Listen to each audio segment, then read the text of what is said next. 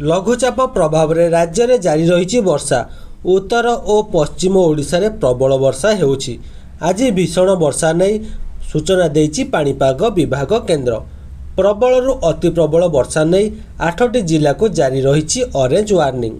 सेथिमध्यरु केउंझर, अनुगुल, देवगढ़, सुंदरगढ़, झारसुगुड़ा, संबलपुर, बरगढ़, नुआपड़ा इत्यादि जिला रही, जो कि बिजुली सह घड़घड़ी वर्षा हेबार संभावना रही।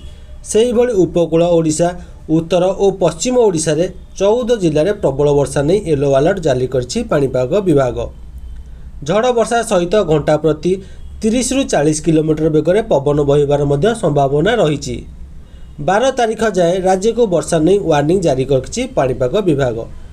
तेबे आसंता काली ठारू वर्षार परिमाण सामान्य कमी पारे। गांगेय पश्चिमबंग उपत्यका और पार्श्ववर्ती अंचलगुड़िकर लघुचाप क्षेत्र सक्रिय रही। आगामी 2 रु 3 दिन जाए यह झारखंड और उत्तर छत्तीसगढ़ मध्य गति कर संभावना रही। झारसुगुड़ा राज्य बेहाल होइछि वर्षार लगना वर्षा जोगु। विभिन्न स्थान में बन्या भली स्थिति। जलबंदी होइछि झारसुगुड़ार प्रसिद्ध कोइली घुगुर शिवपीठ। मंदिर भितर